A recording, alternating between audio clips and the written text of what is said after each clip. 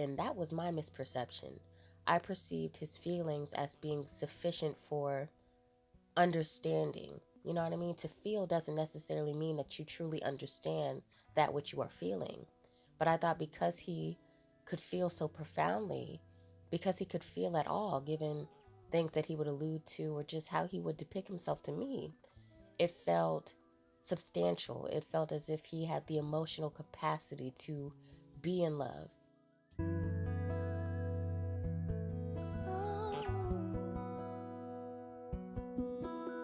Although one may desire a relationship of love, this entailing romance, intimacy, passion, although one may desire a relationship of love, it doesn't necessarily suggest they are deserving or should have access to that love.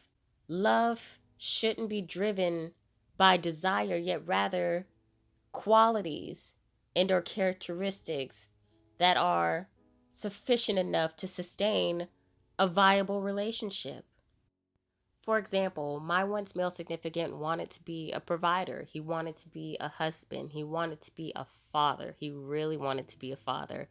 Although he would suggest otherwise, the way that he would discuss children or the way that he would behave around children, although slightly awkward because he wasn't fully attuned with himself, he wanted to be a father. He really did. And I think that's just so attractive. Even though I don't necessarily see myself wanting to be a mother, I think it's just very attractive when young men or, just men in general have a likeness to children and just know how to nurture someone or something. That's so beautiful to just see that divine masculinity also be influenced with an aspect of divine femininity, which exists within all of us. But nonetheless, getting back to what I was saying, this young man wanted to be a provider. He wanted to be a husband. He wanted to be a father. And often he would refer to my domestication. He would refer to my familial infrastructure as being that ideal concept.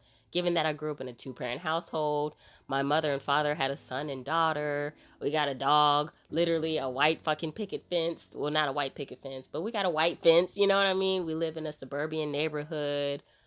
We've experienced a level of affluency. So, he would always refer to my familial dynamic as being the pinnacle of perfection. Whereas for him, he grew up in a household where his father was present but absentee from the household. He had 7 siblings from his maternal side, and his father had multiple children with multiple women, from what I was told. So just growing up in that familial dynamic, I also remember hearing him reference to how a lot of his siblings, they just wanted to be out of the house. And when I would inquire further, I really wouldn't get a response that was of depth or true consideration, because really he never pondered on it himself. I felt like there was a deeper reason as to why his siblings never wanted to necessarily cohabitate in the same household. Thus, they, sought external, I don't know, what is it called? External, not suffrage,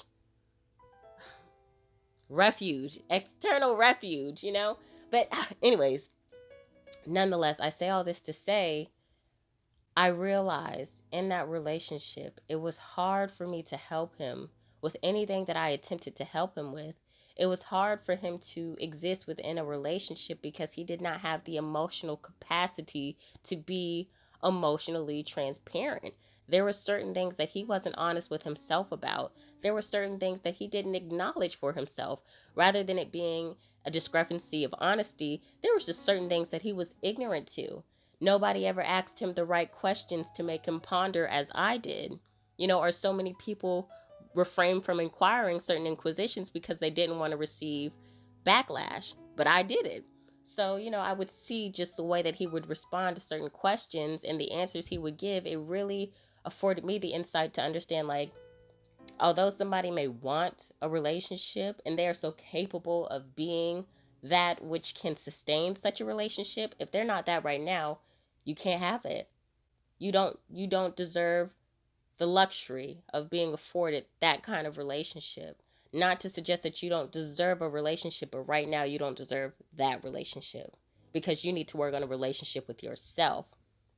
It's hard for you to be honest about certain things that have happened in your life if you've never even had that honest moment with yourself. Like, just imagine, like, say, for example, somebody was getting abused as a child. And I'm not even just talking about sexual, maybe physically abused. Like, they're just getting pummeled on as a child. And they never really discuss that with themselves to understand, like, why did I allow this to happen? Or why did this person do that to me? Like, they never had these thoughts within themselves. They never found the questions, even if they did have the thoughts or, made the inquisitions for themselves. They never stumbled upon the answers. And now you want to share this with somebody else that you're in a romantic relationship with, that you're in an intimate relationship with. Nah, like, I got to do that with myself first. I was able to be honest and transparent about myself and my relationship with, various people in my life, because I've had these conversations with myself. I had these conversations with those people, but he didn't. And that's why there was a lot of imposter syndrome within our relationship. There was a lot of, like, fallacies. It was very fictitious, and it didn't have to be that way. Instead of saying something that you thought I wanted to hear, or being something that you thought I wanted you to be, just be who you were. But it was hard for him to be who he was because he didn't know who he was.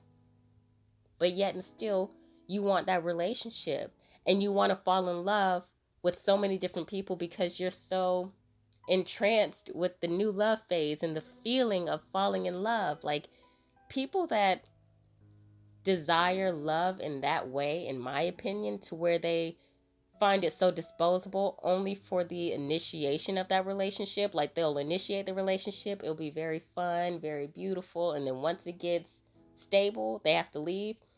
There's something that you need to work on within yourself. Like, I love love.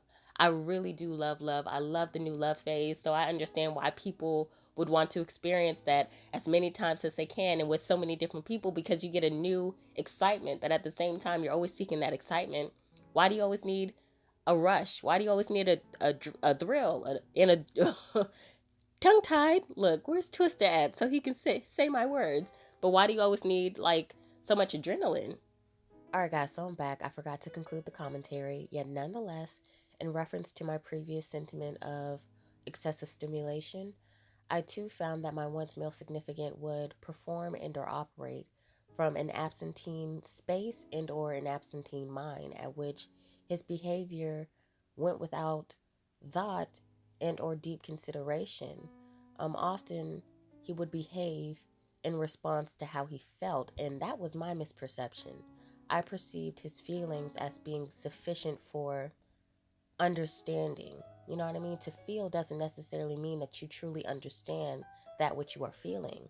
But I thought because he could feel so profoundly, because he could feel at all, given things that he would allude to or just how he would depict himself to me, it felt substantial. It felt as if he had the emotional capacity to be in love. He just needed to work through work through a few things, which is very true. But I think the capacity or the range of competency that I perceived him of being within was not where he was at, you know?